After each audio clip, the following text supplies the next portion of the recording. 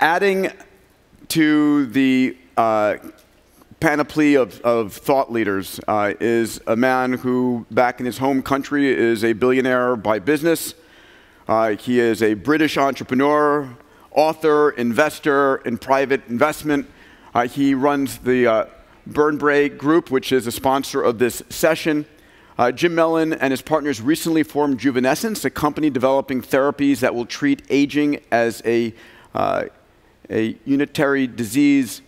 He sits on the board of trustees of the Buck Institute of Research on Aging and is a trustee of Biogerontology Research Foundation and Lifeboat Foundation. He's someone who I met through our work at Bold Capital, who has an overview of some of the most extraordinary technologies and research going on. And I thought he should come and talk about where he's investing his money and why, and what the current status of these technologies are. Again, information and knowledge is your friend. Please welcome to the stage our sponsor, our friend, Jim Mellon. Jim. Thank you very much. Thank you, pal. Thank you. Thank you. Honored to have you here, buddy. Thank you very much, Peter, and thank you, ladies and gentlemen, for listening at this relatively late hour in the conference. I'm absolutely delighted to be here. I'm a non-scientist, so when I do something new, which is what I'm doing in longevity at the moment with my partners, I like to write a book about the subject so I can organize my thoughts and get access to key opinion leaders. And a year and a half or so ago, I wrote a book called Juvenescence, which is also the name of our recently formed company. And I traveled around the United States, 8,000 miles, in an old Honda, which I kept in San Francisco. The Honda's now been sold, sadly, but the information that I garnered was extraordinary.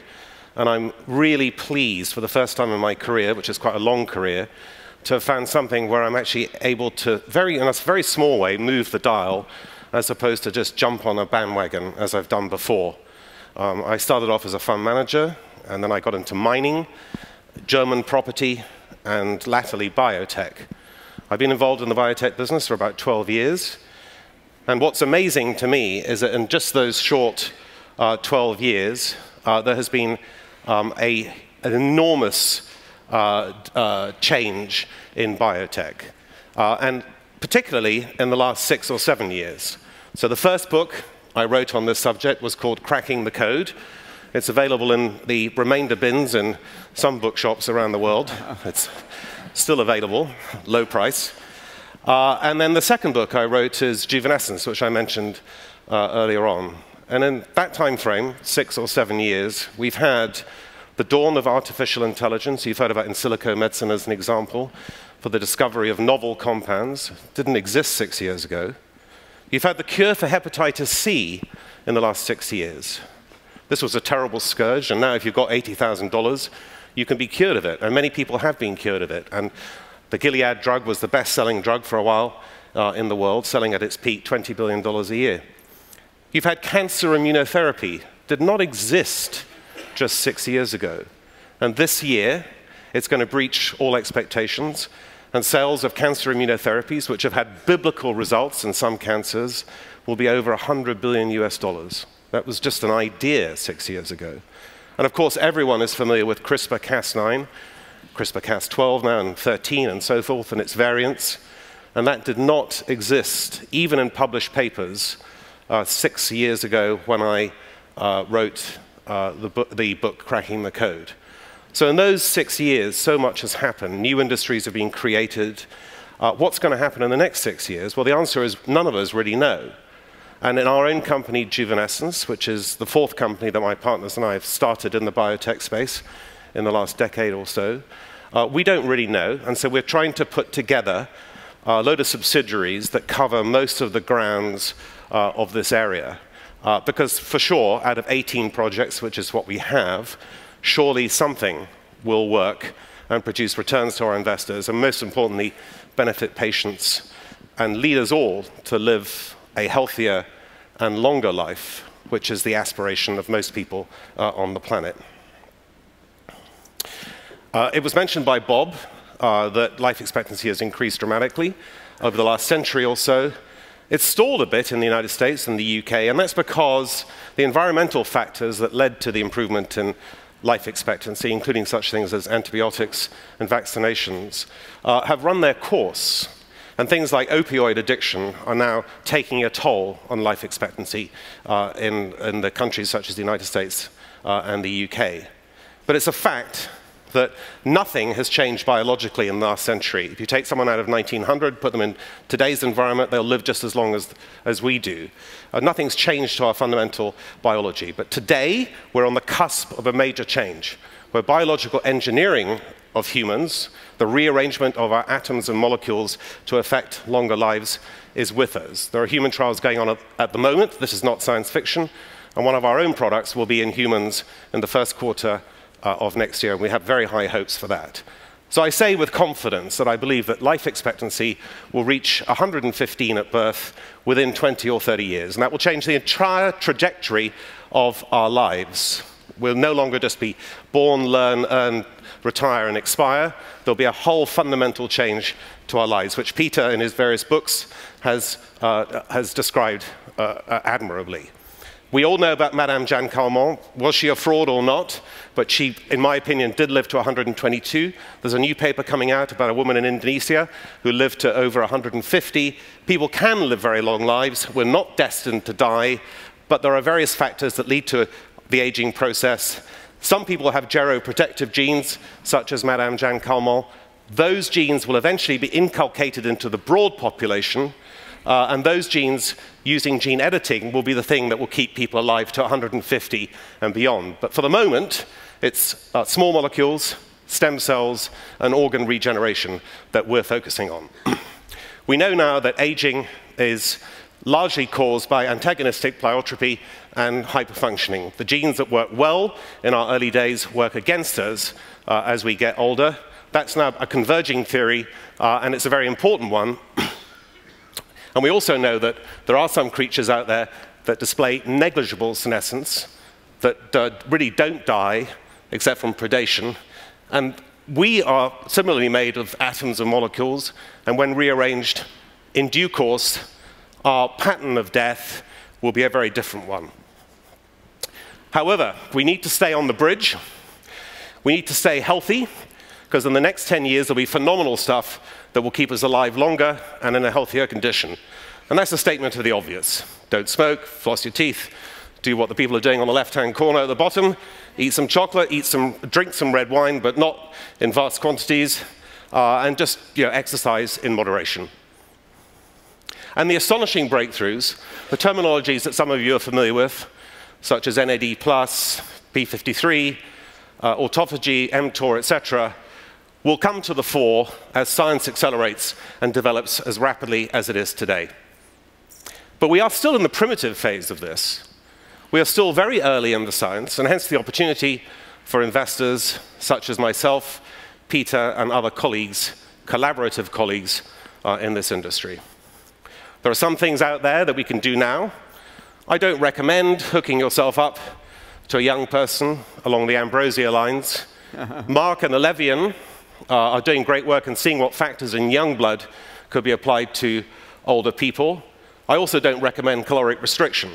It might add 5% to your lifespan if you starve yourself, if you eat 25% less calories, but it will feel like a very, very, very long life. Mimetics of caloric restriction are being developed, including by ourselves in conjunction with a buck, and they will be in wide dispersal in the relatively near future. And then, of course, there's things like Elysium's basis. There is metformin, which is a trial that's going on at the moment under FDA's auspices, and near Barzilai. And then there's rapamycin, which Joe Manick will talk about relatively soon. Rapamycin is now being applied in dogs with some stunning effects, and rapalogs will be in human beings. And my own Jack Russell Terrier, who's 12 years old, Horatio, is now on the rapamycin, and I can tell you he is running around like a young puppy. So if it works for him, I'll be taking it myself in the relatively near future.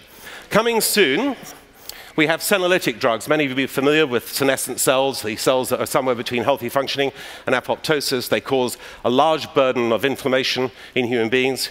Unity has a senolytic drug in human trials at the moment. There are other people developing senolytic trials, including ourselves with our company Fox Bio, in conjunction with ICOR in New York. And senolytic drugs are going to be, in my opinion, the front line of aging technology in the relatively near future, and will be in wide dispersal within the next 3 to 5 years for specific indications, and beyond that for longevity purposes. Jim, how many senolytic medicine companies are out there, you think? I think about 20, of which about 5 are serious ones. And when I think about frontline companies, like you say, that had the potential to move the needle, I do think about this. Unity went public last year. We had Keith Leonard, the CEO, here 2 years ago. You're invested in one of these right now? We own 50% of something called Fox Bio, and we're further back from Unity, but we think we've got a better compound. We just don't know. And we've invested $10 million in that so far. And we'll obviously take 1 second and speak about, we'll add that to your time here, about exactly what senolytic medicines do. I think it's very important for people to understand that. Well, as we grow older, we develop more senescent cells, as I said earlier, and that's because the body puts the cells into a state of arrest, probably to stop cancer. And the removal of those senescent cells, in fact, I've got a slide here, in animals seems to reverse the process, not just halt or slow it, reverse the process of aging. This mouse shot has been very useful in our fundraising efforts. So on the right-hand side, you see the same mouse. This is a mouse that's about 95 years old, equivalent in human terms. It's treated with a senolytic drug to remove these senescent cells, which account for less than 1% of the cell burden, but account for almost all the inflammation. So osteoporosis, osteoarthritis, rheumatoid arthritis, frailty, lack of balance, and all that sort of stuff. And this mouse treated with this drug goes from being 95 back to being middle-aged. So it's an actual reversal of aging. Now, whether it works in humans or not, we don't know, but it is in human trials for osteoarthritis and also for age-related macular degeneration in Unity. And we're not sure what indication we'll go for, but I'm very optimistic about this. This is a small molecule. This is our specialization in the companies that we've formed so far. And I think that this is going to be a very, very large selling product category in the drug field in the relatively near future. And actually, I love Unity. I think it's a great company. So as indeed is Restore Bio, which Joan will be talking about later in the context of rapamycin. So there's lots of things going on. You're familiar, this audience, I believe, with SamuMed, which I visited last year in San Diego. I think it's a fabulous company. That's an indication of how much money is coming into the space. They've raised $685 million at a $12 billion rumored pre-money valuation. The Foxo family is being interfered with, so our company, Fox Bio, is an indication of that.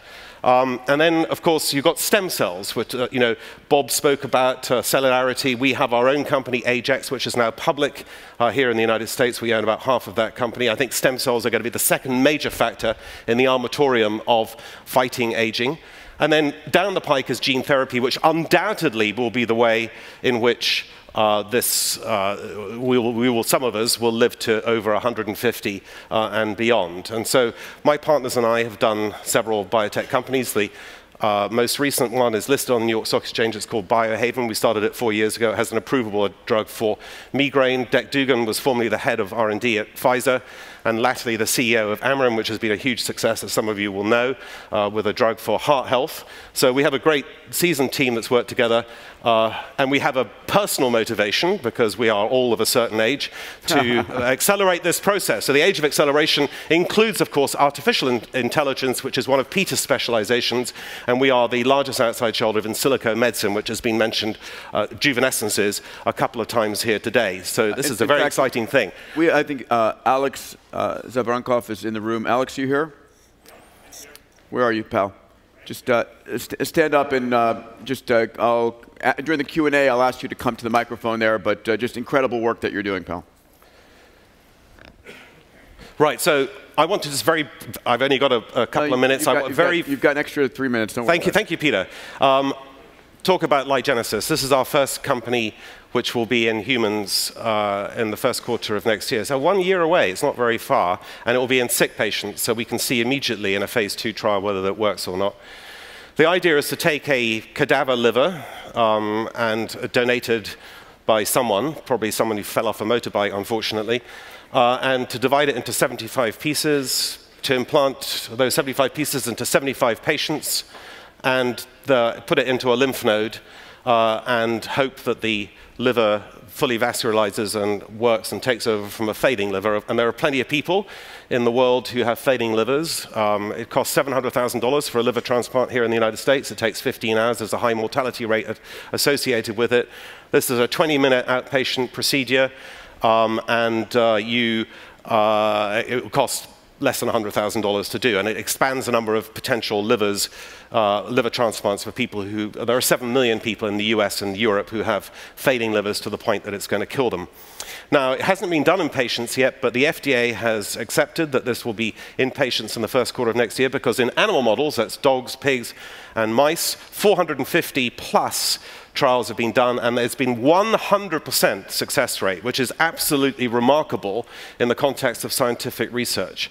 So I'm super excited about this company, which we own half of, because very importantly, this could be done not just in the liver if it works, and I'm very confident that this is going to work, but it could also be done for the thymus. And the thymus is where your T cells are grown and your B cells are matured, so your T and B cells come out of the thymus. And as you get older, the thymus involutes to nothing, it becomes very small, and that's why very old people have impaired immune systems, and this could be a way of restoring immune systems to human beings. Now, we're at the dawn of the internet equivalent in this industry. As I said earlier, it's primitive, but the science is accelerating, largely as a result of the efforts of people like Peter and other proselytizers like Alex and Bob Hariri. And you will remember vaguely in the 1980s and the 1990s, the sort of geeky Bill Gates of this world, and probably any of us really think that they were going to be as successful as they have been, and we're at that stage in the longevity industry at the moment. Markets develop very quickly. I mentioned cancer immunotherapy taking over in cancer therapy as a gold standard now. Biologics were nothing in 1995. Now they're a third of all drug sales around the world. So this could be the same for longevity products in this. And of course, people are willing to spend money to gain extra years of healthy life. Eventually, this will be available to everyone. In the beginning, it will be available at an expensive level for people who've got money, but because drugs come off patent and therapies come off patent, it will be widely available to everyone around the world. And that's why I say with confidence that people are going to live a much longer life and in good health. The last thing I want to say is if you take a stadium like this and you dribble 1 milliliter of water into it, and then you double that amount every minute, so you do 2 milliliters after 2 minutes, and then 4 milliliters after 3 minutes, and so forth, it will take just 40 minutes for the whole stadium to have 10 centimeters of water around it. And then if you wait for another 4 minutes, that's 44 minutes, you will fill the entire stadium. This is equivalent to this science. So at the moment, it's not widely known. It's only very nascent. It's in its early days. We're so lucky to be the first cohort on the planet to experience this science. But it's going to hit us very hard in the face if we're not prepared for it, because everything in the world is going to change as a result of the change in biologically engineered life expectancy, and it's going to happen very fast. It's rather equivalent to this. No one, if I ask them, really knows how long it's going to take for the stadium to fill. Most people would say 5 days or 10 days. It actually only takes 44 minutes, because you're doubling all the time, and this is where we're at in the science of longevity. At the moment, longevity drugs and products are all snake oil products. They sell about $140 billion around the world on an annual basis. None of them work.